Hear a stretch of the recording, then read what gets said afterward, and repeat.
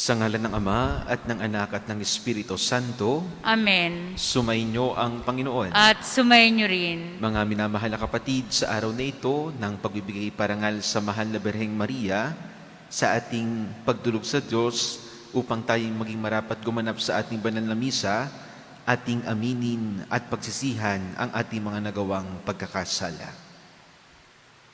Inaamin ko Sa makapangyarihang Diyos at sa inyong mga kapatid, na lubha akong nagkasala sa isip, sa salita at sa gawa, at sa aking pagkukulang. Kaya'y sinasamo ko sa Mahal na Birheng Maria, sa lahat ng mga anghel at mga banal, at sa inyong mga kapatid na ako'y panalangin sa Panginoong ating Diyos. Kaawaan nawa tayo na makapangyarihang Diyos. Patawarin tayo sa ating mga kasalanan at patubayan tayo sa buhay na walang hanggan. Amen. Panginoon, kaawaan mo kami. Panginoon, kaawaan mo kami. Kristo, kaawaan mo kami. Kristo, kaawaan mo kami. Panginoon, kaawaan mo kami. Panginoon, kaawaan mo kami. Manalangin tayo.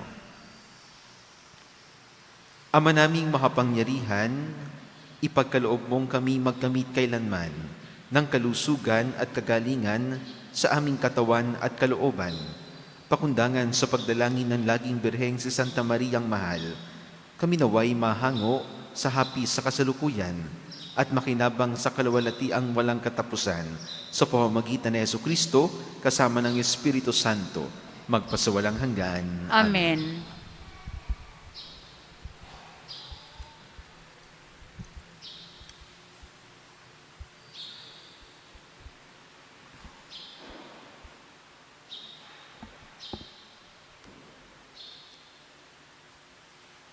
Pagbasa mula sa sulat sa mga Hebreyo. Mga kapatid, sapagkat ang salita ng Diyos ay buhay at mabisa, higit na matalas kaysa alinmang tabak na magkabilay talim. Ito'y tumatagos maging sa pinaghihiwalayan ng kaluluwa at espiritu, ng mga kasukasuan at ng utak sa buto, at nakatataho ng mga iniisip at binabalak ng tao. Walang makapagtatago sa Diyos.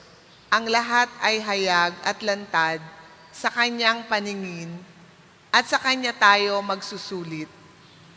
Magpakatatag tayo sa ating pananampalataya.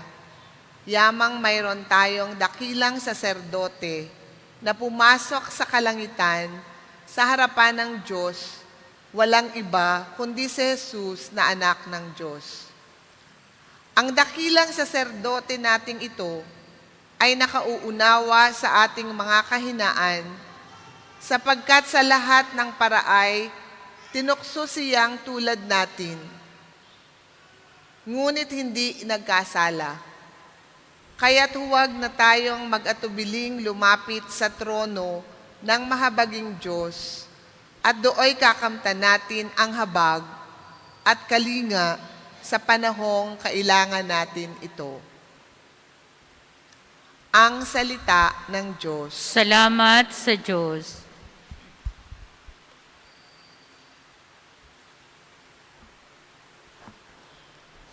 Salmong Tugunan. Espiritong bumubuhay ang salita ng may kapal. Espiritong bumubuhay ang salita ng may kapal. Ang batas ng Panginoon ay batas na walang kulang. Ito'y utos na ang dulot sa tao ay bagong buhay. Yaong kanyang mga batas ay mapagtitiwalaan, nagbibigay ng talino sa pahataang kaisipan. Espiritong bumubuhay ang salita ng may kapal.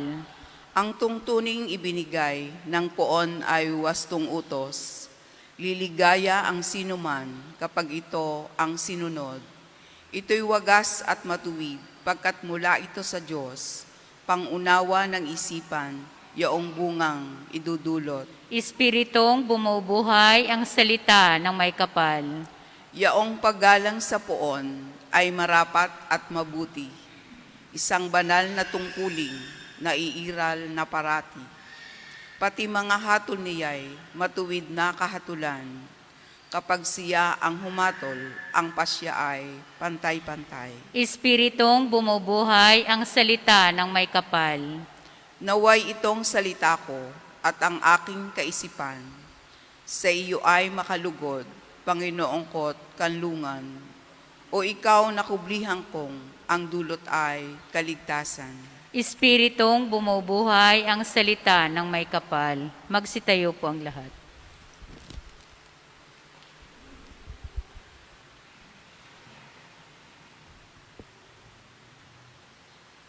Sumainyo ang Panginoon. At sumainyo rin. Ang mabuting balita ng Panginoon ayon kay San Marcos. Papuri sa iyo, Panginoon. Noong panahong iyon, muling pumunta si Jesus sa baybay ng lawa ng Galilea. Sinundan siya ng napakaraming tao at sila'y tinuruan niya. Nagpatuloy siya ng paglakad at nakita niya si Levi na anak ni Alfeo, nakaupo sa paninghilan ng buwis. Sinabi sa kanya ni Jesus, "Sumunod ka sa akin." Tumindig naman si Levi at sumunod. Nang si Jesus at ang kanyang mga alagad ay kumakain sa bahay ni Levi, nakisalo sa kanila ang maraming publikano at mga makasalanang sumunod sa kanya. Nakita ito ng ilang eskribang kabilang sa pangkat ng mga Pariseo at tinanong nila ang kanyang mga alagad, bakit siya sumasalo sa mga publikano at sa mga makasalanan?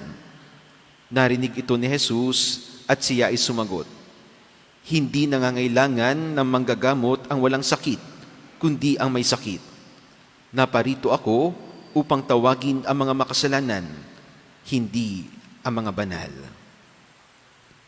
Ang mabuting balita ng Panginoon. Pinupuri ka namin, Panginoong Hesukristo.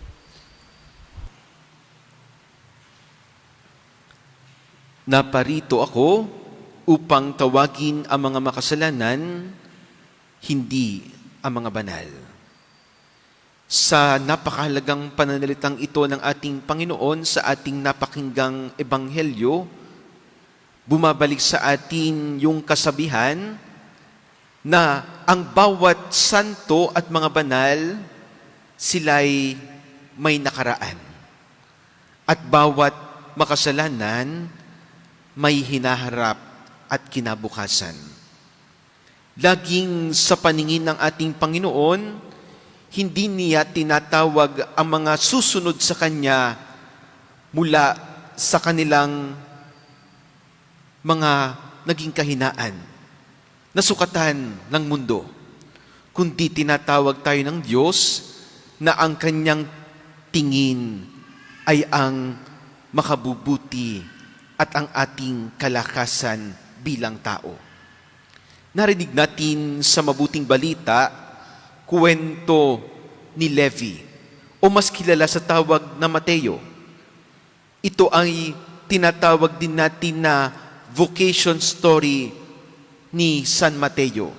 Siya ay makasalanan, maniningil ng buwis, na ang tingin ng kanyang kapwa, siya ay mandaraya. Siya ay laging sa ating kasabihan ay nangongotong. Ngunit, siya ay tinawag ng ating Panginoon. Siya ay isa sa mga pinili ng ating Panginoon. At kung inyong mapapansin, ano ang sinabi ng ating Panginoon noong lumapit kay Levi, nung siya makita sa upuan ng paningilan ng buwis? Sumunod ka sa akin. At nakakapagtaka sapagkat pagkatapos sabihin ni Jesus na sumunod ka sa akin, ano ang eksena at tagpo?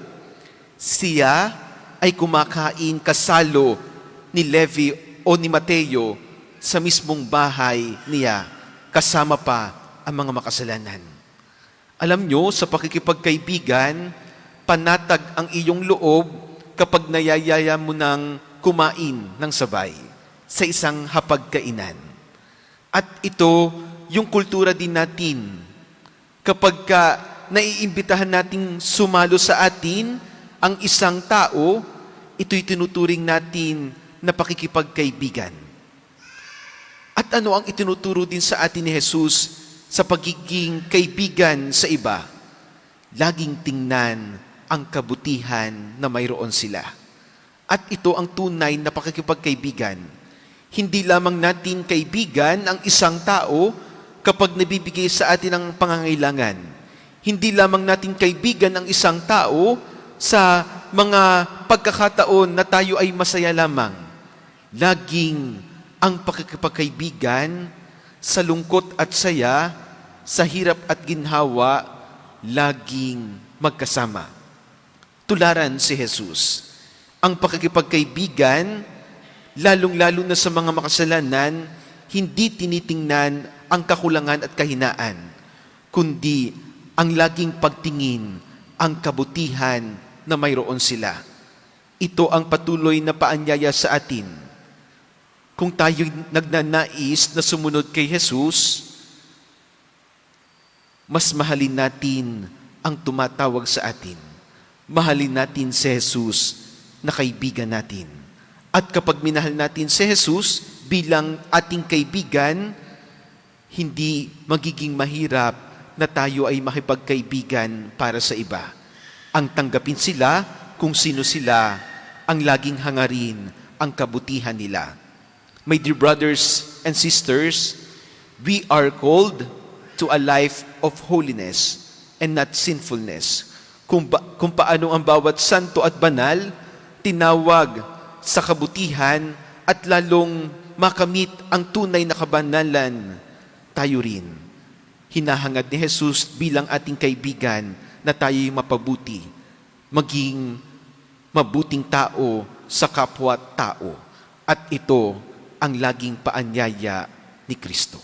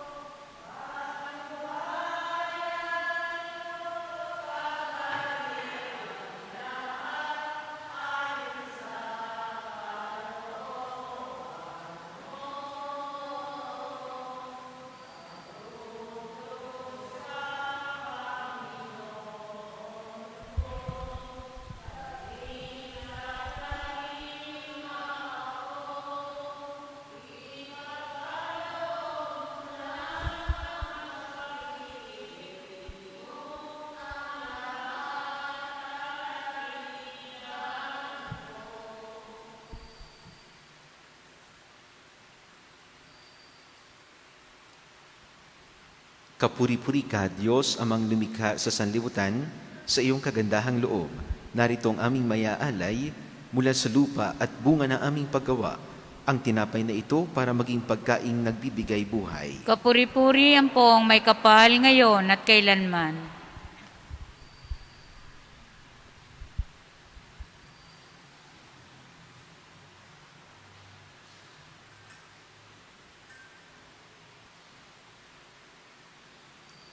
Kapuri-puri ka, Diyos, amang lumikha sa sanlibutan, sa iyong kagandahang loob.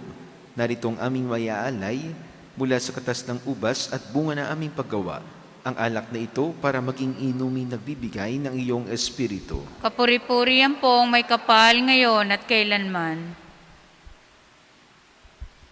Magsitayo po ang lahat.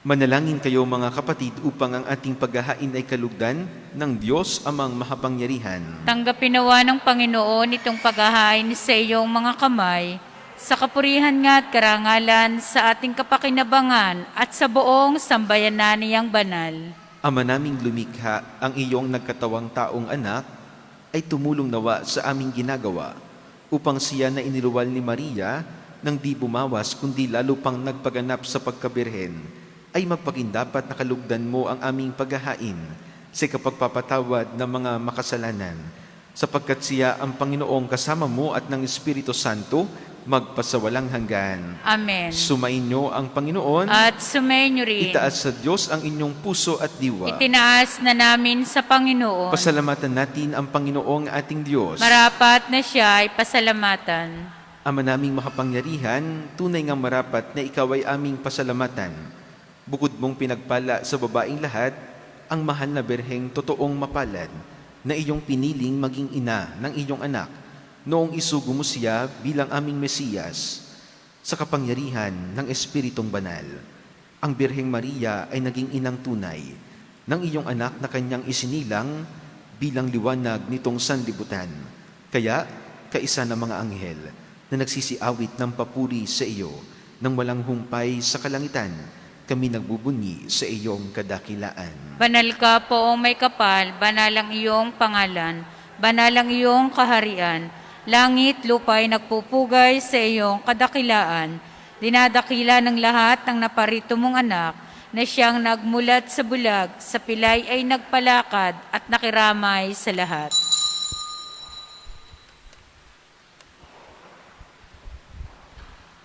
Ama naming banal, ikaw ang bukal ng tanang kabanalan.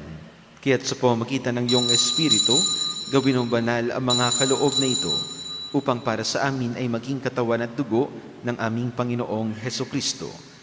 Bago niya pinagtiis ang kusang loob na maging handog, hinawakan niya ang tinapay, pinasalamatan kaniya. Pinaghati-hati niya iyon, iniabot sa kanyang mga alagad at sinabi, "Tanggapin ninyong lahat ito at kanin. Ito ang aking katawan na ihahandog para sa inyo."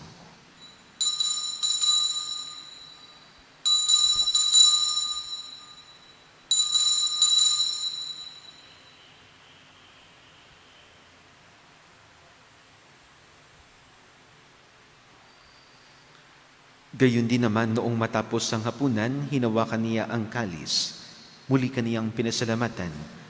Iniabot niya ang kalis sa kanyang mga alagad at sinabi, "Tanggapin ninyong lahat ito at inumin. Ito ang kalis ng aking dugo, ng bago at walang hanggang tipan. Ang aking dugo na ibubuhos para sa inyo at para sa lahat. Sa kapagpapatawad ng mga kasalanan, gawin ninyo ito sa pag-alaala sa akin."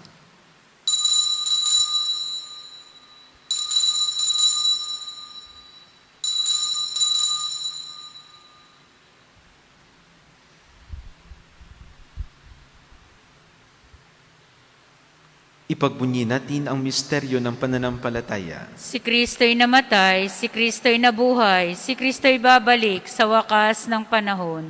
Ama, ginagawa namin ngayon ang pag-alaala sa pagkamatay at muling pagkabuhay ng iyong anak, kaya't iniaalay namin sa iyo ang tinapay na nagbibigay buhay at ang kalis na nagkakaloob ng kaligtasan. Kami nagpapasalamat dahil kami iyong minarapat na tumayo sa harap mo para maglingkod sa iyo. Isinasamo namin kaming magsasalo-salo sa katawan at dugo ni Kristo ay mabuklod sa pagkakaisa sa pamamagitan ng Espiritu Santo. Ama, lingapin mo ang iyong simbahang laganap sa buong daigdig.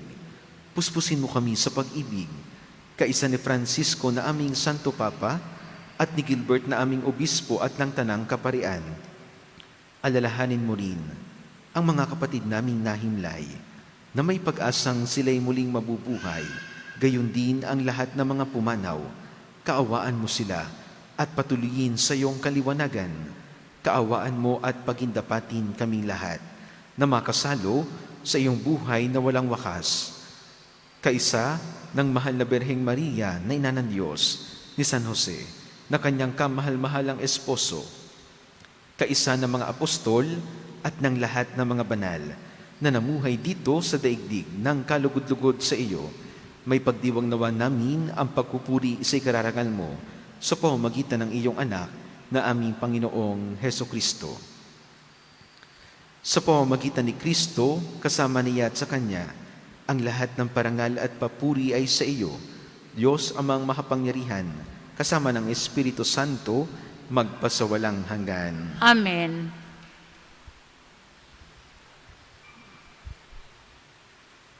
Sa tagubilin ng mga nakagagaling na utos at turo ni Jesus na Panginoon natin at Diyos, ipahayag natin ng lakas loob.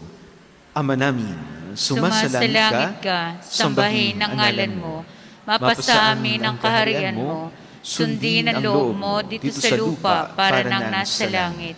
Bigyan mo kami ngayon ng aming kakanin sa araw-araw at patawarin mo kami sa aming mga sala para nang pagpapatawad namin sa nakakasala sa amin at huwag mo kaming ipahintulot sa tukso at iadya mo kami sa lahat ng masama. Hinihiling namin, kami iadya sa lahat ng masama. Pagkalooban ng kapayapaan araw-araw, iligtas sa kasalanan at ilayo sa lahat ng kapahamakan, samantalang aming pinananabikan ang dakilang araw ng pagpapahayag ng tagapagligtas naming si Jesucristo. Sapagkat iyo ang kaharian at ang kapangyarihan at ang kapurihan magpakailanman. Amen. Panginoong Jesucristo, sinabi mo sa iyong mga apostol, kapayapaan ang iniiwan ko sa inyo, ang aking kapayapaan ang ibinibigay ko sa inyo. Tunghayan mo ang aming pananampalataya at huwag ang aming mga pagkakasala. Pagkalooban mo kami ng kapayapaan at pagkakaisa ayon sa iyong kalooban, kasama ng Espiritu Santo, magpasawalang hanggan. Amen. Ang kapayapaan ng Panginoon ay laging sumainyo. At sumainyo rin. Magbigayan kayo ng kapayapaan sa isa't isa. Kordero ng Diyos na nag-aalis ng mga kasalanan ng sanlibutan, maawa ka sa amin. Kordero ng Diyos na nag-aalis ng mga kasalanan ng sanlibutan, maawa ka sa amin. Kordero ng Diyos na nag-aalis ng mga kasalanan ng sanlibutan, ipagkaloob mo sa amin ang kapayapaan.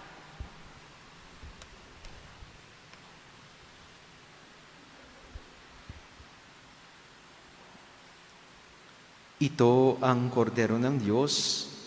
Ito ang nag-aalis ng mga kasalanan ng sanlibutan. Mapalad ang mga inanyayahan sa kanyang piging.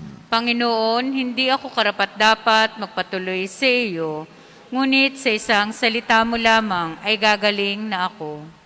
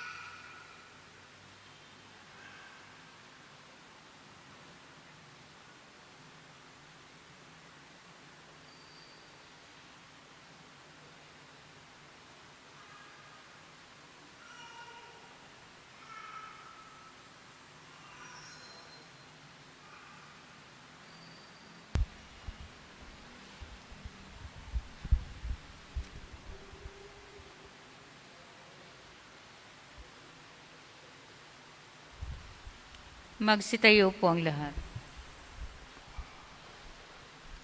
Manalangin tayo. Ama naming mapagmahal, sa pagsasalo namin sa banal na pakikinabang, ang iyong kagandahang loob ay aming hinihiling upang ang pagkaparangal namin sa mahal na Berhen at pagtulad namin sa Kanya ay mapagindapat na aming paglingkuran ang pagganap sa kaloob mong kaligtasan sa pamamagitan ni Jesucristo kasama ng Espiritu Santo magpasawalang hanggan. Amen. Sumainyo ang Panginoon At sumayin niyo rin. at pagpalain kayo ng mapagmahal na Diyos, Ama, Anak at Espiritu Santo. Amen. Taglayin ninyo sa inyong pag-alis ang kapayapaan ni Kristo. Salamat sa Diyos.